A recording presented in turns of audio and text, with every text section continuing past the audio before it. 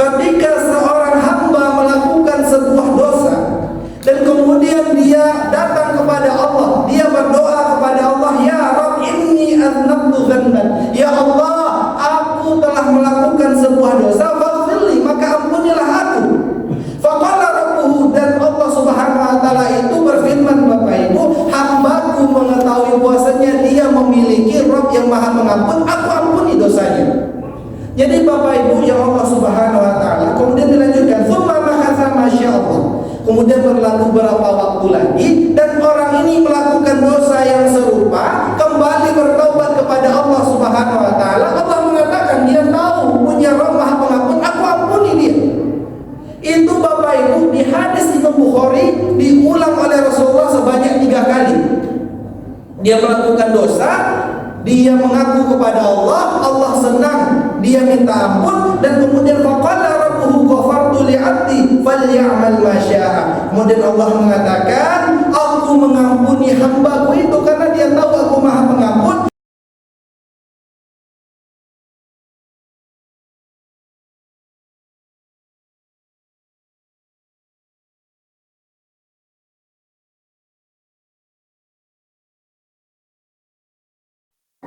Neraka yang paling atas, neraka tengah, neraka yang paling bawah. Nah, neraka yang paling bawah itu adalah tempatnya orang-orang munafik.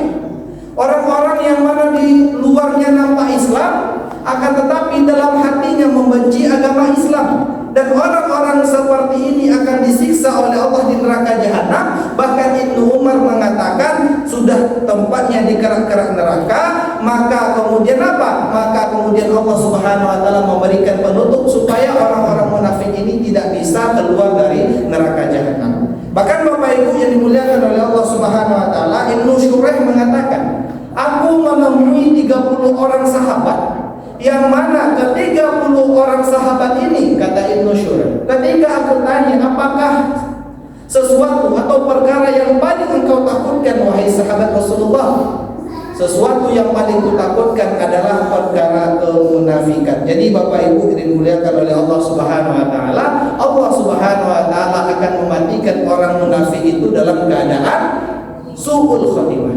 Bahkan Bapak Ibu yang dimuliakan oleh Allah Subhanahu wa taala, di abad yang mulai modern ini Bapak Ibu, di Turki. Jadi Bapak Ibu kalau pergi umroh, ada bus Turkinya, bisa main-main nanti. Di sana itu Bapak Ibu dijelaskan juga oleh para ulama, ada namanya Mustafa Kemal Atatürk. Mustafa Kemal Atatürk ini Bapak Ibu mungkin dianggap oleh sebagian orang di tempatnya itu sebagai pahlawan revolusi. Yang mana Mustafa Kemal Atatürk ini Bapak Ibu yang dimuliakan oleh Allah Subhanahu wa taala, dialah orang yang menghancurkan kekhalifahan yang berada di Turki ketika itu. Saking bencinya dia dengan Islam, dihancurkannya syariat Islam. Azan-azan digantinya dengan bahasa Turki. Muslimah-muslimah yang berhijab disuruh untuk melepas. Masjid-masjid diganti dengan museum. Maka ketika itu Bapak Ibu yang Allah Subhanahu wa taala muliakan, ini ceritanya sungguh sangat luar biasa. Allah Subhanahu wa taala jadikan tubuhnya betul-betul sangat busuk Bapak Ibu yang Allah muliakan. Tubuhnya seperti terbakar ketika dia akan meninggal dunia. Panasnya luar biasa. Bahkan kata para ulama, saking luar biasanya dia disiksa oleh Allah ketika sakaratul maut, dia minta antarkan ke tengah laut supaya apa? Supaya merasakan angin di tengah laut, supaya menghilangkan panas di tubuhnya. Bahkan yang lebih parah Bapak Ibu yang Allah Subhanahu wa taala muliakan, ketika hendak dikubur, ketika dia sudah meninggal Bapak Ibu, itu tanah pun enggan untuk menerima jasadnya. Ketika apa? Ketika dia telah menjadi seorang munafik, tanah itu enggan untuk menerima jasadnya. Bahkan dijelaskan oleh para ulama supaya tubuhnya itu bisa masuk ke dalam tanah. Kenapa Bapak Ibu? Ketika dimasukkan terpental keluar lagi, sampai dihimpit oleh batu besar supaya tubuhnya tidak keluar. Bahkan Bapak Ibu, konon katanya, bahkan di YouTube saya tengok juga, ketika orang kuburannya itu dijadikan museum. Ketika pergi ke situ Bapak Ibu, terkadang tercium bau yang sangat tidak mengenakan, bau yang sangat busuk. Sampai sekarang Bapak Ibu yang Allah Subhanahu wa taala muliakan. Oleh karena itu Bapak Ibu yang Allah Subhanahu wa taala muliakan, di sini kita perlu hati-hati kita harus mencintai agama Islam ini. Kalau kita belum mampu mencintainya, kita berdoa kepada Allah supaya kita dimampukan oleh Allah untuk menjalankan syariat Islam ini dengan sempurna. Tapi kalau kita belum mampu, jangan pernah sesekali kita mengolok-olok agama kita sendiri. Apapun sunnah yang diajarkan oleh Rasulullah, kalau kita belum mampu, jangan pernah sesekali kita mengolok-oloknya. Kenapa? Kalau kita tak sempat bertaubat dan Allah tak mengampuni, wa iyadzubillah, mati sul khotimah, maka itu awal dari keburukan seseorang sampai dia masuk dalam neraka, dan wa iyadzubillah, tak sampai kapan dia di sana.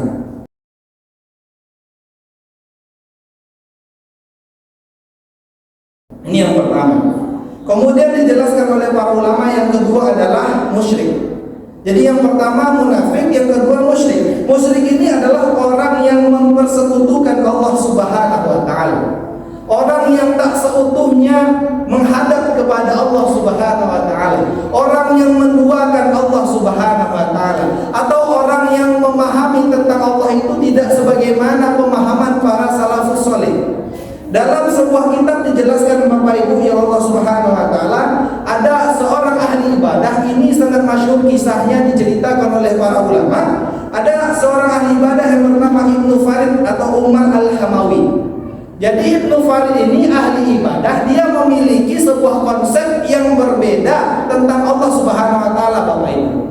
Jadi dia meyakini kalau kita terus beribadah mendekatkan diri kepada Allah semakin naik, semakin naik, semakin naik, maka apa? Maka seseorang itu akan menyatu dengan Allah. Dia adalah Allah, Allah adalah dia. Ini pemahaman yang batil, Bapak Ibu. Para ulama mengatakan ini pemahaman wahdatul wujud, menyatunya hamba dengan Allah. Berarti dia telah menyamakan Allah dengan makhluk. Ini haram, Bapak Ibu yang Allah muliakan. Tidak salah saya di Mesir kalau tidak salah ulama ini, ahli ibadah ini. Maka ketika itu para ulama berdatangan, ulama-ulama Mesir ketika itu mengingatkan Ibnu Farid untuk bertaubat kepada Allah, agar kembali kepada pemahaman salafus saleh. Supaya apa? Supaya dia nanti di akhirat tidak dihukum oleh Allah Subhanahu wa taala. Tapi Bapak Ibu, tak satu pun nasihat dari para ulama ketika itu dihiraukannya. Dia tetap pada keyakinannya, meyakini ketika dia telah berada pada puncak tertentu dia bisa menyatu dengan Allah, maka ketika dia meninggal, Bapak Ibu, tidak bisa mengucapkan la ilaha illallah. Ahli ibadah, Bapak Ibu, yang menuntun untuk mengucapkan la ilaha illallah itu adalah para ulama. Dan yang paling parah, Bapak Ibu, dijelaskan oleh para ulama. Para ulama menuntun ketika itu Ibnu Farid ucapkan la ilaha illallah. Jangankan la ilaha illallah yang diucapkan, yang keluar dari lisannya adalah seperti gonggongan dari seekor anjing, Bapak Ibu. Menyala, menggonggong dia. Ketika apa? Ketika disuruh untuk mengucapkan la ilaha illallah. Jadi ketika seseorang mempersekutukan Allah Subhanahu wa taala, Allah Subhanahu wa taala tidak akan pernah ridho kepadanya ketika dia tak mau bertaubat kepada Allah, dan Allah akan memulai kehancurannya ketika Allah Subhanahu wa taala matikan dia dalam keadaan su'ul khatimah.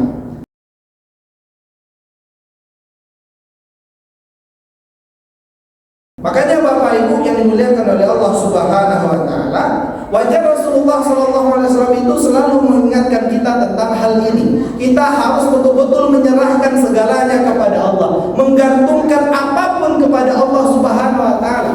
Dalam sebuah riwayat, Bapak Ibu yang Allah muliakan, Rasulullah pernah melihat seorang sahabat yang memakai gelang di tangannya. Gelang itu seperti jimat, Bapak Ibu. Jadi ketika dia memakai jimat berupa gelang, ketika itu Rasulullah SAW dengan tegas mengatakan, "Inzaha, wahai fulan, cabut itu. Wa in muta'ala dzalika maflah ta'abadan." Wahai fulan, kalau kau pakai itu, kau tak bertaubat, kau pakai itu, engkau tidak akan pernah selamat selama-lamanya. Jadi Bapak Ibu yang dimuliakan oleh Allah Subhanahu wa taala, Allah Subhanahu wa taala menampakkan hal ini. Jadi Bapak Ibu, sudah banyak kita mendengar kisah ada orang yang susah sakaratul mautnya, ternyata apa? Ternyata ketika masih hidup dia menyimpan sesuatu yang dianggap sakti misalnya. Bahkan Bapak Ibu yang dimuliakan oleh Allah, beberapa bulan yang lalu kami diajak, ada Saudara jemaah kita yang ngajak, Ustaz tolong bantu untuk ruqyah ada bapak kami, orang tua kami. Sudah berhari-hari Ustaz, sudah berhari-hari beliau seperti sakaratul maut, gak selesai-selesai Ustaz. Sepertinya kami gak tahan lagi nengok orang tua kami. Sepertinya orang tua kami atau keluarga mengetahui beliau sepertinya menggunakan ilmu-ilmu tertentu ketika masih mudanya. Jadi luar biasa Bapak Ibu, kita datangi ketika itu, kita mintakan kepada Allah. Beliau sudah tak bisa berbicara lagi. Wahai Bapak, Allah Subhanahu wa taala Maha menerima taubat.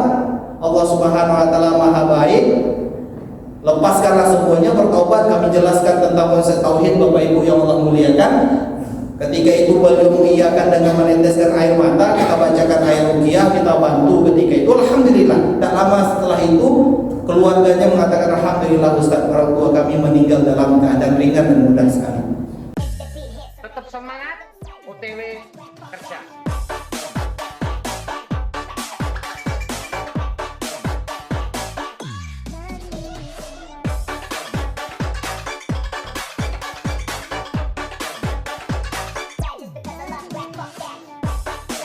Jadi memang betul-betul Bapak Ibu yang Allah Subhanahu wa taala muliakan. Ketika seseorang itu menduakan Allah Subhanahu wa taala, dia meyakini ada sesuatu yang bisa memberikan mudarat dan manfaat selain Allah Subhanahu wa taala. Allah Subhanahu wa taala tidak akan pernah ridho terhadap hidupnya. Allah Subhanahu wa taala tidak ridho kepadanya sebelum dia bertaubat kepada Allah. Jadi ini Masya Allah Bapak Ibu yang Allah muliakan. Ketika saya menghadapi hal yang seperti itu juga menangis saya Bapak Ibu. Yang saya tangis siapa? Maha baik betul Allah Subhanahu wa taala. Dan kita berhusnuzan sesungguhnya Allah Subhanahu wa taala menerima taubat Bapak Ibu. Maha baiknya Allah Subhanahu wa taala. Kalau kita nak Bu, sekali aja Bapak Ibu buat masalah, oh tak akan pernah ya kan Bu. Udah baikan pun diungkit-ungkit selama-lamanya. Tapi Allah Subhanahu wa taala itu maha baik Bapak Ibu. Jadi taubat itu selagi nyawa itu masih ada Bapak Ibu. Yang tidak diterima sudah ditenggorokan nyawa ini macam Firaun, maka Allah Subhanahu wa taala tak mau terima taubat lagi. Tapi kalau masih ada nyawa itu, bertaubat kita kepada Allah, Allah masih terima. Karena Allah itu maha baik. Allah maha pengampun, Allah maha penyayang, Allah maha pemberi, Allah maha segalanya. Semoga Allah Subhanahu wa taala selalu merahmati kita. Jadi Bapak Ibu yang dimuliakan oleh Allah Subhanahu wa taala, inilah dijelaskan oleh para ulama. Maka di sini para ulama juga menjelaskan Bapak Ibu tentang munafik tadi. Jadi ada beberapa tandanya. Jadi tanda-tandanya Bapak Ibu yang pertama, ketika seseorang benci kepada Rasulullah Sallallahu Alaihi Wasallam, ada rasa benci kepada Rasulullah, maka para ulama mengatakan dia memiliki penyakit munafik di hatinya. Benci terhadap hadis, benci terhadap syariat Islam. Jadi Bapak Ibu, seperti banyak Bapak Ibu syariat-syariat Rasulullah. Di antaranya bagi muslimah itu Rasulullah dijelaskan oleh para ulama cadar juga, disunahkan juga pakai cadar bagi yang mampu. Sunnah Bapak Ibu. Bagi kita yang belum mampu ya tidak apa-apa. Yang mampu pakai itu hukumnya sunnah. Tapi jangan pernah kita mengolok-oloknya. Oh ini ninja ini. Hati-hati. Ketika itu ucapan seperti itu ada rasa benci terhadap secuil pun dari sunnah Rasulullah, maka orang tersebut terindikasi dirinya memiliki penyakit munafik. Takutnya kalau tak bertaubat, Allah matikan dalam keadaan su'ul khatimah. Kemudian yang kedua, mendustakan hadis Rasulullah, mendustakan Rasulullah sallallahu alaihi wasallam. Yang kemudian Bapak Ibu yang dimuliakan oleh Allah Subhanahu wa taala, mendustakan apa yang disampaikan oleh Rasulullah. Kemudian yang terakhir ini dijelaskan oleh para ulama, dia mencintai musuh-musuh Allah, orang-orang yang tak beriman, dan membenci kaum muslimin. Jadi kalau orang kafir itu menang, orang kafir itu jaya, dia senang. Kalau orang Islam itu jaya, orang Islam itu naik, dia benci.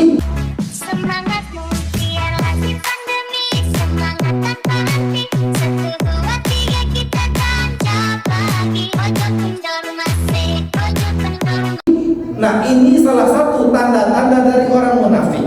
Kalau Islam itu jatuh, ulama itu jatuh, wah luar biasa itu, langsung muncul cercaan-cercaan yang menjatuhkan, yang menghinakan agama Islam, maka ini dijelaskan oleh para ulama termasuk dari tanda-tanda orang munafik. Wa iyadzubillah min dzalik. Makanya Bapak Ibu yang dimuliakan oleh Allah Subhanahu wa taala, Umar bin Khattab itu pernah bertanya kepada salah seorang yang bernama Zidan bin Hudayn. Jadi Umar bin Khattab itu bertanya kepada Zidan bin Hudayn, "Hal ta'rifu ma yahdamul Islam?"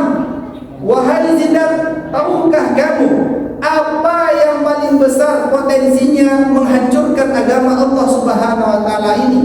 Maka ketika itu dia mengatakan, "Qultu la ya Umar." Wahai Umar, saya tak mengetahuinya. Jadi ada 3 perkara Bapak Ibu yang Allah Subhanahu wa taala muliakan. Yang pertama adalah zalatul alim, terpelesetnya orang berilmu. Yang kedua, wajidalul munafiqina bil Quran. Orang munafik mendebat syariat Islam, menjatuhkan agama Islam itu dengan Al-Quran. Yang ketiga, wahakamal a'immah mudillin, dan berkuasanya hukum-hukum yang zalim dan menyesatkan. Jadi yang kedua ini yang dijelaskan oleh Umar bin Khattab radhiyallahu anhu, Bapak Ibu yang dimuliakan oleh Allah Subhanahu wa taala, orang-orang munafik yang menjatuhkan agama Islam dengan Al-Quran. Banyak Bapak Ibu yang Allah Subhanahu wa taala muliakan. Kenapa banyak? Karena langsung disebutkan oleh Umar bin Khattab radhiyallahu anhu. Orang-orang yang hafal Quran, memang hafal Qurannya, bagus bacaannya, mengerti tafsirnya, mengerti penjelasannya, paham Al-Quran, paham hadis, akan tetapi dengan gampangnya dia menghalalkan apa yang diharamkan oleh Allah Subhanahu wa taala. Zina jelas-jelas haram, itu bisa dihalalkan. Yang lebih parahnya Bapak Ibu yang dimuliakan oleh Allah Subhanahu wa taala, LGBT, laki-laki dengan laki-laki, perempuan dengan perempuan yang betul-betul mengundang laknat Allah Subhanahu wa taala, bisa dihalalkan.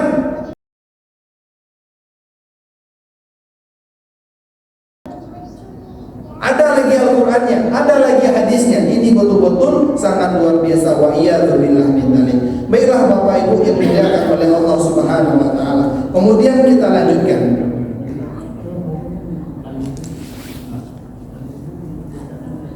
Nah, jadi Bapak Ibu yang dimuliakan oleh Allah Subhanahu wa taala, itu adalah perkara-perkara yang menjadikan seseorang su'ul khatimah. Kemudian yang kedua, penyebab su'ul khatimah yang kedua, poin besarnya adalah ta'jilu taubah. Ta'jilu taubah ini adalah menunda-nunda. Dia takjil dengan ta'jil, itu beda Bapak Ibu. Takjil itu menunda-nunda, tapi kalau ta'jil menyegerakan. Makanya disebut dengan berbuka puasa itu menyegerakan, disebut dengan ta'jil, karena sunnahnya berbuka puasa itu menyegerakan untuk berbuka puasa. Jadi orang yang menunda-nunda taubat itu bisa dimatikan oleh Allah Subhanahu wa taala dalam keadaan su'ul khatimah. Imam Al-Qurtubi dalam tafsirnya mengatakan, orang yang biasa, kata beliau, yang bermain dadu, ini teks langsung kami ambilnya Bapak Ibu yang dimuliakan oleh Allah.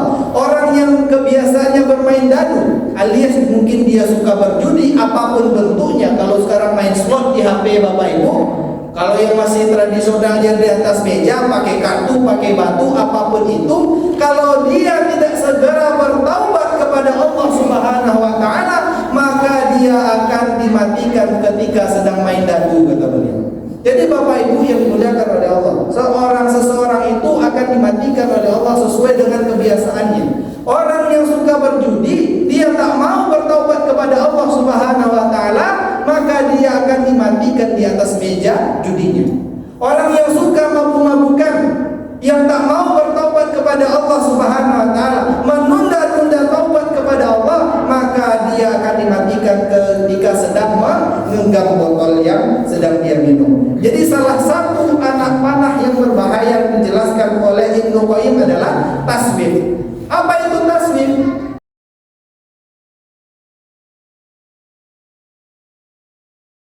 Tasbih itu adalah menunda-nunda taubat.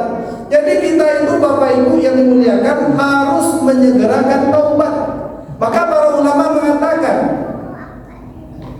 Nabi Adam dengan iblis itu ada beberapa persamaan. Persamaannya apa? Sama-sama melakukan dosa dosa kepada Allah Subhanahu wa taala. Iblis tak mau sujud, Nabi Adam memakan buah yang dilarang oleh Allah Subhanahu wa taala.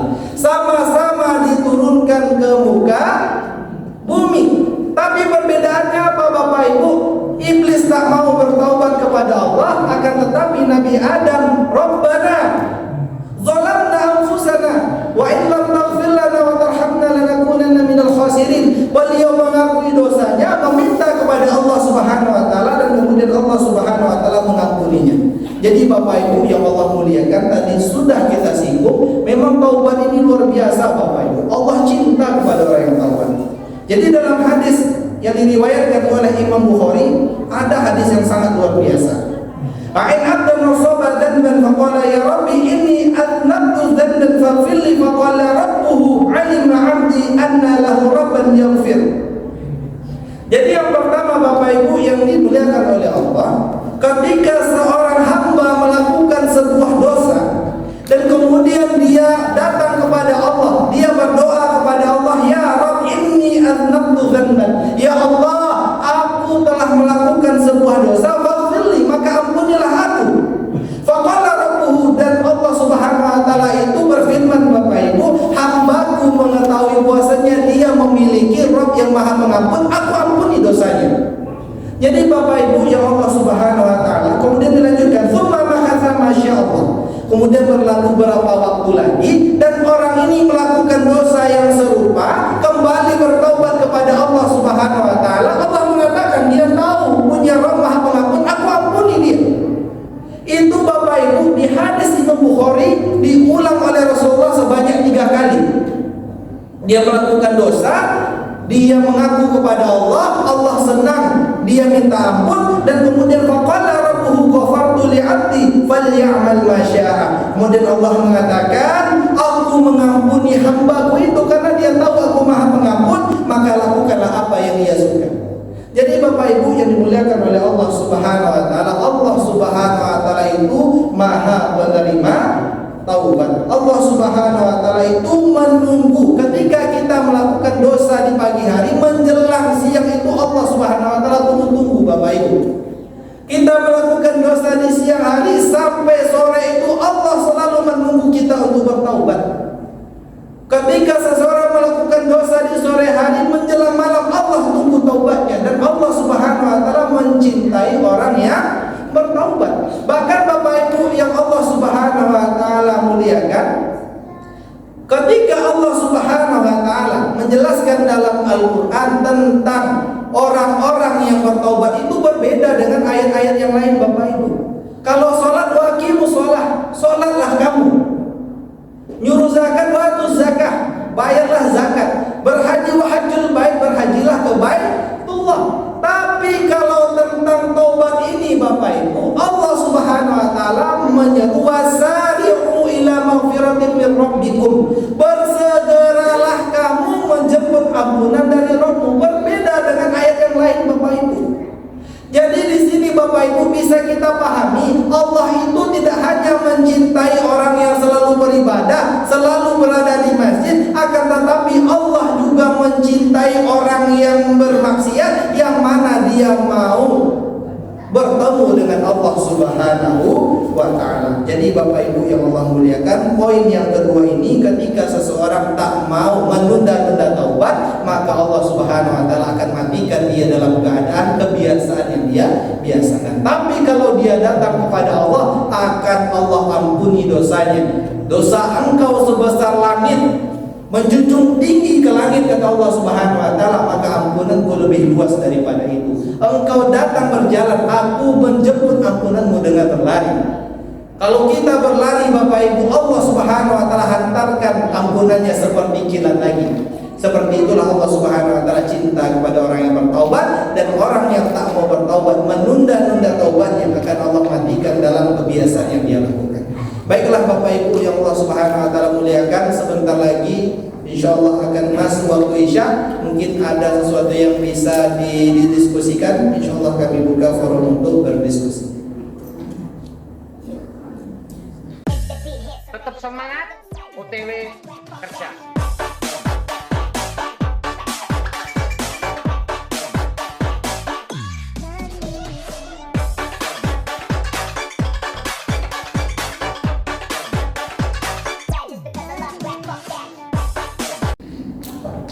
Tidak ada Bapak Ibu?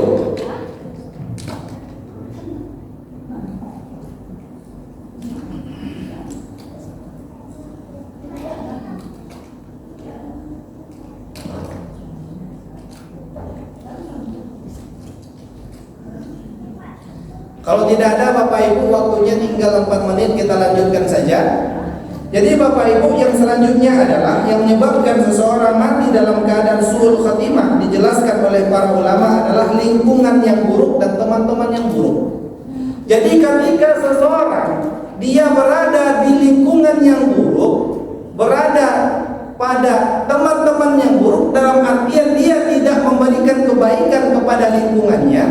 Jadi Bapak Ibu, maksudnya apa? Kita mengikuti teman-teman yang buruk, bukan mengajak teman-teman kita yang buruk kepada kebaikan. Orang yang menikmati lingkungan yang buruk dijelaskan oleh para ulama dan memiliki teman-teman yang buruk dan dia tidak meninggalkan itu, apa? Allah Subhanahu wa taala akan matikan dia dalam keadaan su'ul khatimah. Dalilnya apa? Dalilnya dijelaskan oleh para ulama tentang orang dekat Rasulullah SAW, yaitu Abu Thalib. Jadi Abu Thalib ini Bapak Ibu yang Allah muliakan, apalagi kurang kebaikannya. Orang dekat dengan Rasulullah, bahkan beliau dicintai oleh Rasulullah SAW. Betul-betul dicintai Bapak Ibu. Ketika beliau meninggal, Rasulullah SAW begitu sedih karena ditinggal dengan orang yang sangat beliau cintai. Jadi Bapak Ibu yang Allah muliakan, dijelaskan oleh para ulama kenapa lingkungan yang buruk, teman-teman yang buruk bisa menyebabkan kita su'ul khatimah. Ketika Abu Thalib dalam keadaan sakit menuju kematian beliau, ketika itu Rasulullah datang mengatakan, "Ya ami, qul la ilaha illallah kalimatan tuhajju laka biha indallah." Semangat biarlah si pandemi, semangat tanpa henti, satu dua tiga kita tancap lagi. Ojo kendor masih, ojo kendor. Wahai paman, ucapkan la ilaha illallah, kalimat yang pendek. Dengan ini aku akan berhujjah di hadapan Allah Subhanahu wa taala. Akan tetapi dalam riwayat dijelaskan, faqala Abu Jahl wa Abdullah ibn Abi Umayyah, "Ya Abu Thalib, atarghabu an millati Abdul Muthalib?" Wahai Abu Thalib, apakah engkau rela di penghujung kehidupanmu meninggalkan agama nenek moyang kita? Jadi Bapak Ibu yang Allah Subhanahu wa taala muliakan, Rasulullah sallallahu alaihi wasallam Bapak Ibu, begitu besar cahaya beliau, begitu besar keberkahan dari beliau, yang Masya Allah Rasulullah sallallahu alaihi wasallam begitu dekat dengan Abu Thalib, akan tetapi beliau masih memiliki lingkungan dan teman seperti Abu Jahal. Maka ketika itu Bapak Ibu yang Allah Subhanahu wa taala muliakan, Rasulullah sallallahu alaihi wasallam pun Allah takdirkan belum mampu menunjukkan seorang Abu Thalib yang cinta kepada Rasulullah, dan beliau mati dalam keadaan musyrik, dan Rasulullah tak mampu memintakan kepada Allah belum dikeluarkan dari neraka. Jadi Bapak Ibu, semoga kedepannya Allah berikan kita lingkungan yang islami, Allah berikan kita lingkungan yang soleh dan soleha. Bersatu kita Bapak Ibu, sesuatu yang buruk dengan baik kita perbaiki, kita ubah menjadi sesuatu yang baik. Semoga kita semua yang ada di sini, keluarga kita, lingkungan kita, Allah matikan dalam keadaan husnul khotimah. Amin ya rabbal alamin. Pasti banyak kesalahan dan kejanggalan beserta kekurangan dari lisan kami ini, mohon dimaklumi dan dimaafkan Bapak Ibu. Kita tutup dengan doa kifaratul majelis. Subhanakallahumma bihamdika asyhadu an la ilaha illa anta astaghfiruka wa atubu ilaik. Assalamualaikum.